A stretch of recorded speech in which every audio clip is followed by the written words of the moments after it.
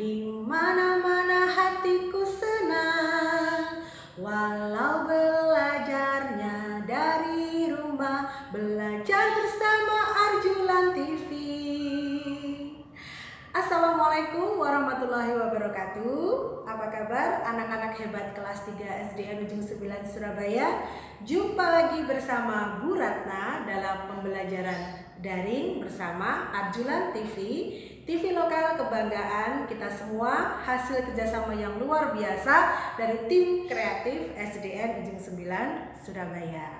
Nah, pada pertemuan kali ini kita akan membahas salah satu materi yang ada dalam pembelajaran di kelas 3, yaitu tentang sifat pertukaran pada penjumlahan. Jangan kemana-mana, tetap disimak penjelasannya agar kalian lebih memahami materi ini. Oke? Baiklah anak-anak, kita mulai saja pembelajaran hari ini tentang sifat pertukaran pada operasi hitung penjumlahan. Di sini Bu Ratna sudah menampilkan gambar sebagai contohnya. Silakan kalian simak ya ilustrasi yang Bu Ratna berikan sesuai dengan gambar, oke? Seorang petani memanen buah apelnya selama 2 hari. Dia memiliki tanaman apel yang berwarna merah, buahnya dengan buah apel yang berwarna hijau. Pada hari yang pertama, pada panen hari yang pertama, petani tadi memanen buah apel merah. Sebentar ya. Petani tadi memanen buah apel merah sebanyak 340 buah. Sedangkan buah apel hijau dia panen sebanyak 120 buah. 120 buah ya. Oke, ini adalah panen dia yang pertama. Sedangkan pada hari yang kedua dia panen lagi, Dia panen lagi.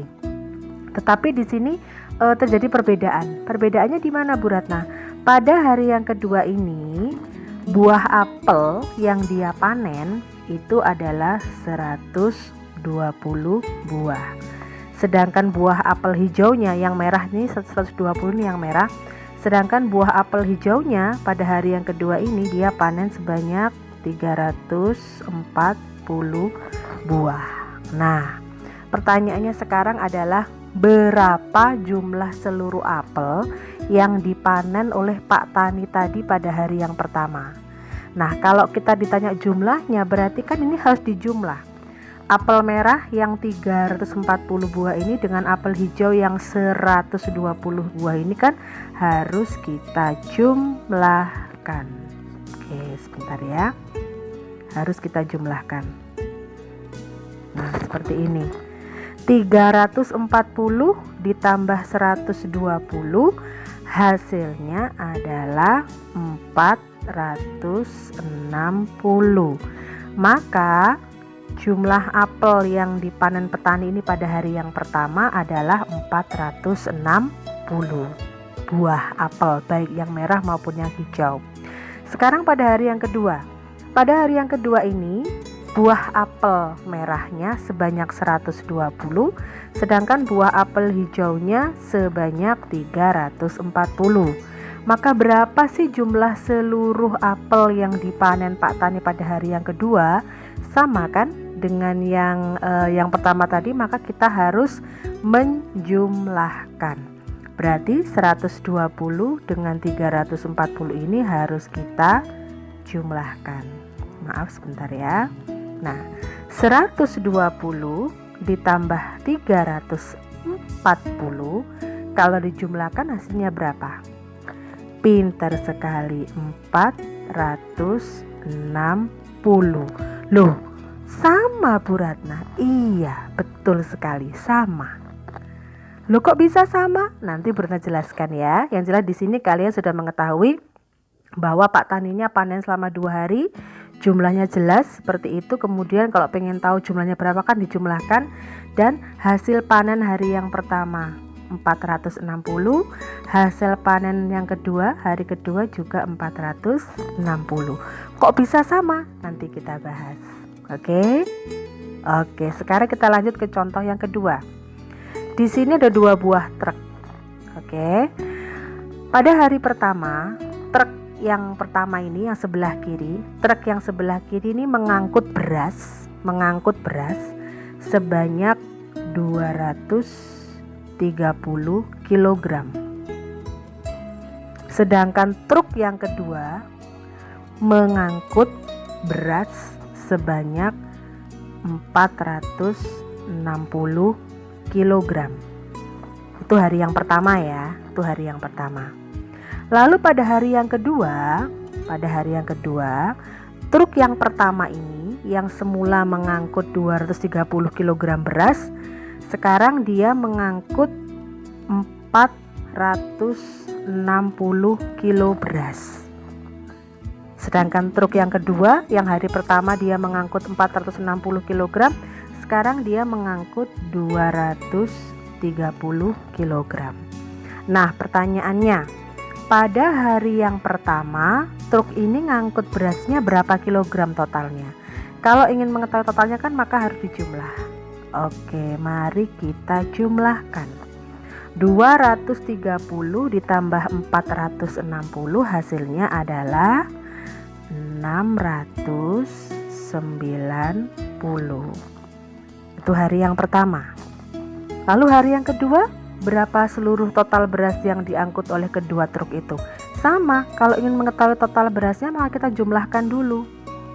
Dijumlahkan 460 ditambah 230.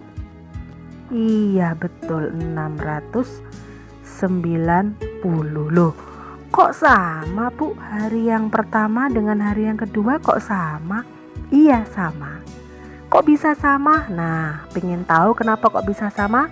Silakan disimak penjelasan Bu Ratna berikut ini ya. Oke, dilihat. Yang petani tadi, semula dia hari pertama kan apel merahnya 340, apel hijaunya 120, ya kan? Karena kita pengen tahu berapa jumlahnya maka kita jumlahkan seluruhnya, hasilnya adalah 460. Kemudian hari yang kedua dibalik. Nah, hari yang kedua dibalikkan tuh. Apel yang merah hari pertama kan 340, hari yang kedua kan 120. Oke, sekarang kita balik. Hari yang kedua apel merahnya sebanyak 120, apel hijaunya sekarang yang sebanyak 340. Ternyata setelah dijumlahkan pun sama, hasilnya adalah 460. Itu artinya walaupun posisi mereka ditukar, hasilnya akan sama. Ditukar kan sayang? Yang semula 340 di depan sekarang di belakang ditukar, tapi hasilnya adalah sama. Yang truk juga begitu, sama. Pada hari yang pertama, truk pertama mengangkut beras sebanyak 230 kg. Sementara truk yang kedua mengangkut beras sebanyak 460 kg. Kalau kita ingin mengetahui berapa seluruh jumlah beras yang diangkut kan tinggal dijumlahkan. Jumlahnya adalah 690. Pada hari kedua, truk tadi ganti muatan, dibalik. Truk yang pertama semula 230 kg, dia sekarang membawa 460 kg, ya kan? Loh, dibalik kan? Hari pertama dia mengangkat 230 kg, hari kedua dia mengangkut 460 kg. Dibalik dia, ditukar, bukan dibalik, ditukar posisinya ya. Sementara posisi truk yang kedua, dia sekarang membawa 230 kg. Nah, ini kalau kita ingin mengetahui jumlahnya kan tinggal menjumlahkan saja. Ternyata hasilnya 690 juga. Berarti hasilnya sama, iya. Walaupun ditukar posisinya, hasilnya tetap sama. Itu adalah bukti bahwa dalam operasi hitung penjumlahan itu berlaku sifat pertukaran. Sifat pertukaran pada operasi hitung penjumlahan dirumuskan dengan A ditambah B itu sama dengan B ditambah A. Jadi kalau misalnya 340 ditambah 120 itu hasilnya, maaf, perbaiki dulu. Itu hasilnya sama dengan 120 ditambah 340. Ini 340 ditambah 120 hasilnya adalah 460. 120 ditambah 340 hasilnya juga sama 460. Sehingga ini adalah bukti bahwa dalam operasi hitung penjumlahan berlaku sifat pertukaran, yang mana sifat pertukaran pada penjumlahan itu dirumuskan dengan A tambah B sama dengan B tambah A. Oke, demikian ya penjelasannya, semoga bermanfaat, tetap tekun belajar. Nah, itu tadi adalah penjelasan tentang sifat pertukaran yang terjadi pada operasi hitung penjumlahan. Mudah sekali bukan? Tidak ada hal yang sulit selama kalian mau bersungguh-sungguh untuk belajar. Nah, jangan lupa untuk mengulang kembali materinya. Jangan lupa juga untuk mengerjakan tugas-tugasnya. Tetap jaga kesehatan, tetap tinggal di rumah. Ke pasar besar membeli ketupat dimakan di pinggir kali. Anak-anak SD Ujung 9 tetaplah semangat, tekun belajar ditemani Arjulan TV. Wassalamualaikum warahmatullahi wabarakatuh.